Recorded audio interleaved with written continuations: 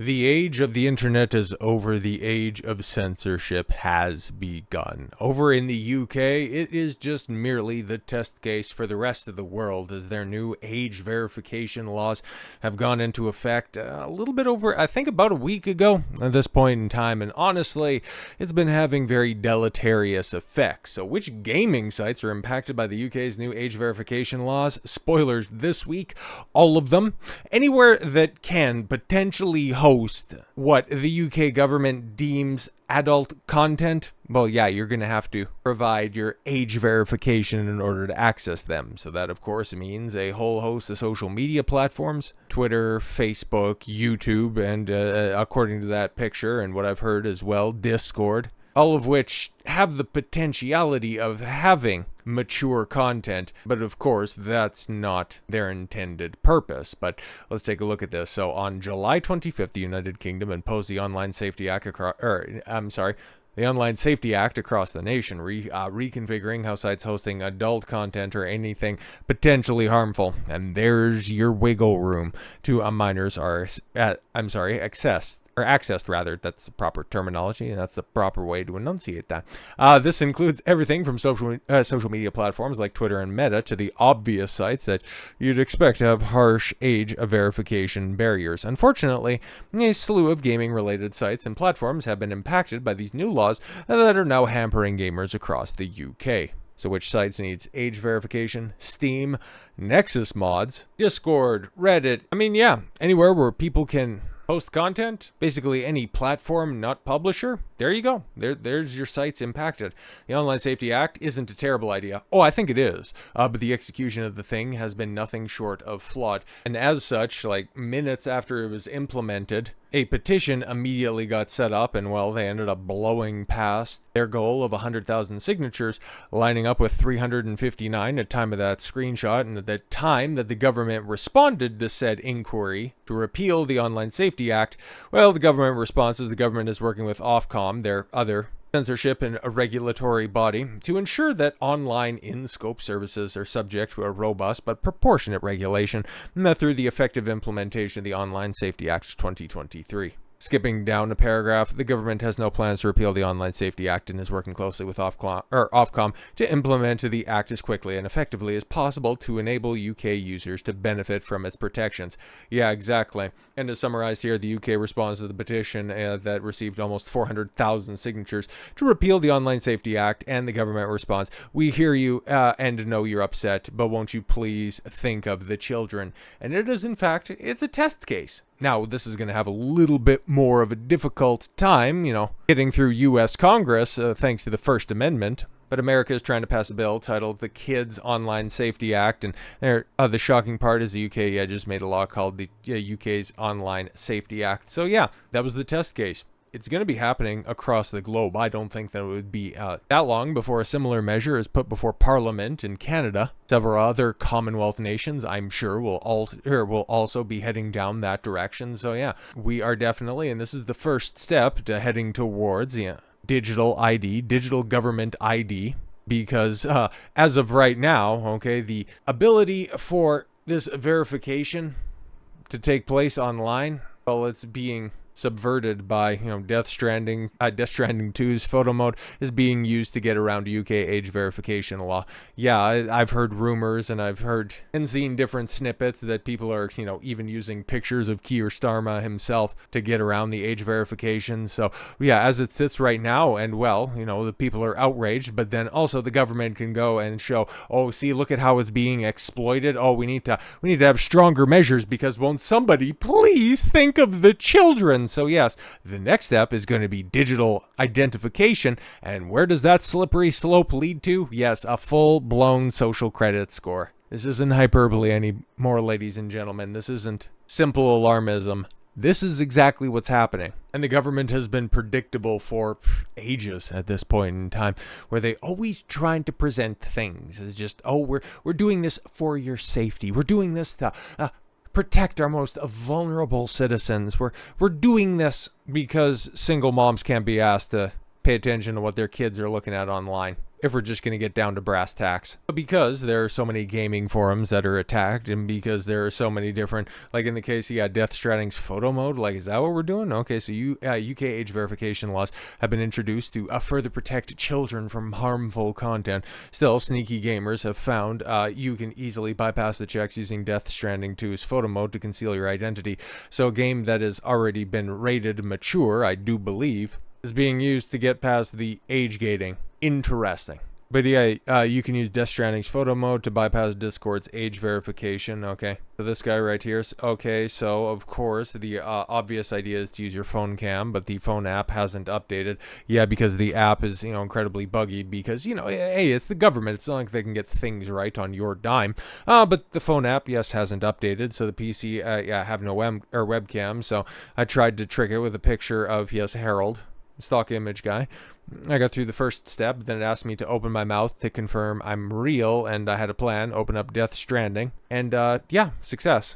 I don't know why they need to look into your mouth like you're, a horse or a fucking slave, but I think it makes a little bit more sense when you realize the direction that we're going. No, you see exploits like this, and then you realize, oh shit, we need to also start looking after gaming and the dangerous things that they're promoting, and that's why causes like Stop Killing Games, something else we talked about over the weekend in the form of another feminist collective trying to censor games as well. That's why talking about this stuff is incredibly important, because yes, Collective Shout has responded to their actions and claimed full responsibility. In response to the false claims and misinformation about our campaign, we're setting the record straight. Some have asked why we involved payment processors, and others have claimed we are responsible for itch.io removing all not safe for work content. We'll get to that shortly. We raised our objections to Grape and sibling activity games on Steam for months, and they were ignored for 4 months. Oh, interesting. So Steam was like, yeah, take your shit and tell your story walking. We approached payment processors because Steam did not respond to us. Fantastic. We called on itch to remove the games that we don't like, that we argued unnormalized violence and abuse of women. It's interesting, right? These games that are apparently all over these marketplaces, and who has the strongest upper hand in society, and who is it that is pedestalized over everybody else?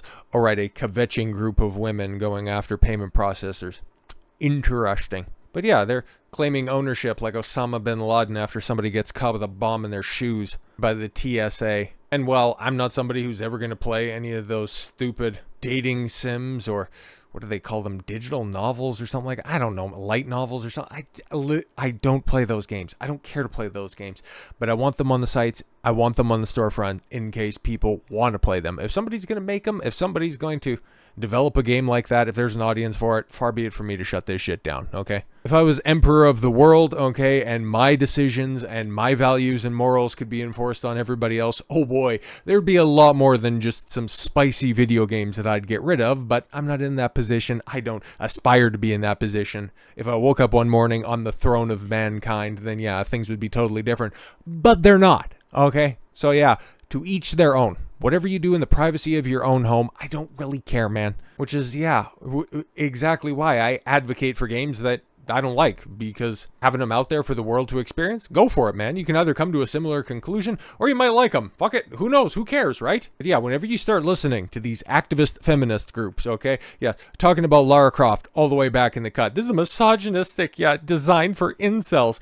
And then the Bayonetta chick comes around, and that's what you get then. And then 2B from Nier Automata comes around, and then you start to bitch and whine about Eve, and then you have Wu Chang just kick off over this past weekend. And it's never enough. This is why you never listen to those freaks, because it's not about protecting the children.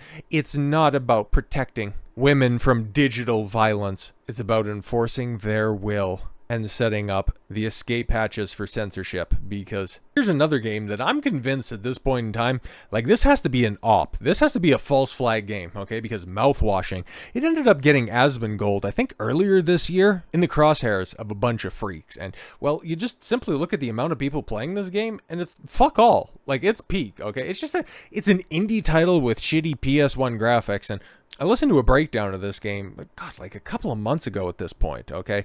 what's it, the Vile Eye. He does the whole Analyzing Evil series. Very good stuff, incredibly good stuff. He has a very good Tywin Lannister video, and then his Morgoth and Sauron videos are very, very good as well. But he had one on Mouthwashing, which it's like, okay, cool. For somebody who does literary characters, and then for him to focus on this indie game, it's like, there's something going on with this game that I'm, can't quite put my finger on. But the fact that it, gets nobody playing it, nobody talks about it at all, but it tends to be a point of conversation and controversy several times over, there's something going on here. Okay, but yeah, Mouthwashing disappears from itch.io amid marketplace sweep, linked to collective shout, payment processor, censorship push. But then you take a look at what Grums is saying, and well, either itch.io or Mouthwashing devs are lying. Both can't be correct. Mouthwashing is still delisted, according, yes, to the creator of the game. And then, this game hasn't been indexed since October of 2024, since it doesn't meet our indexing criteria.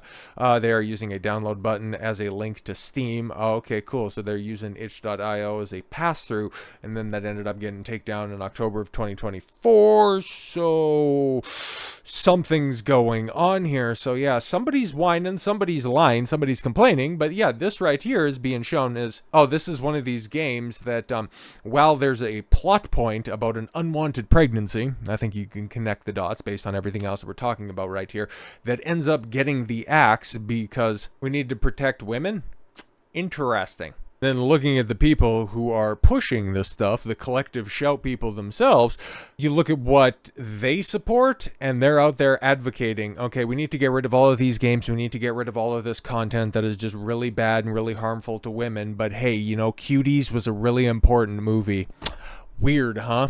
All of these, words just to defend Cuties while trying to get games, anime, and manga banned. The collective shout believes it's okay if real children that starred in Cuties get exploited if it's depicted as a bad thing, which, man, like all of the discussion around Cuties back in, God, when did it come out? In 2020. It's like, okay, cool. We know the child exploitation is a bad thing, but in order to critique that practice, exploiting children probably isn't the best thing that you could do. Okay, like if you want to say that murder's bad, okay, you don't make a snuff film. It's fucking stupid, even if you think, okay, because I've heard other people talk about this and saying that actually Cuties is pretty based because it's all about, upholding, good family principles, but it's like at the end of the day, you still stuffed cameras in the crotches of kids gyrating towards the screen. That's like, can we not? That's fucking gross, okay?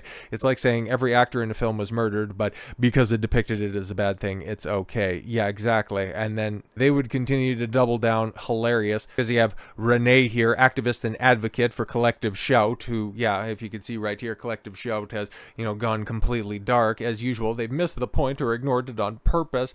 They're dredging up our support of a Netflix film, Cuties, as an attempt to paint us as pro-exploitation, and then they get violated by the community. Notes here, collective shout has a history of going after media, clothing, and beauty products that depict sexuality and claim it, promote it, promote it by showing it. Here, however, they claim the opposite, showing a blatant double standard. Exactly. And these are the type of people that are overwhelmingly in support of censorship laws. These are the type of people that will get behind the U.S. version of this if it ever does get to Congress, or at least debated on the floor. It looks like the bill has already been drawn up. But it'll be interesting, right? Because, this has been a battle that's been brewing behind the scenes, mostly because we kind of know where this is all going. We can see that shadow of Mordor coming over the horizon, okay? And when the darkness reaches Minas Tirith, the war shall begin. Because this upcoming weekend, okay, 4chan users plan to launch a campaign this weekend against collective shout, dubbed Operation Fight Fire with Fire. Because here we are. You've got different sects of people pushing for and achieving different levels of censorship. The internet is about to fundamentally change. Entertainment is about to fundamentally change. Video games are about to fundamentally change. And if we don't fight back and if we don't have our voices heard, we are just going to be washed up by the whims of fringe ideologues and left with nothing once again. I, for one, wasn't online during the time of Gamergate or Comicsgate or any one of these other advocate and activist campaigns, but I am around for this one. And this one I see as being quite detrimental, quite dangerous, and I'm not going to go quietly into the night. And so with all that said, thank you all very much for the gift of your time. I've been Don Consuelo, and you should follow your gut and get after it. Take care, everyone.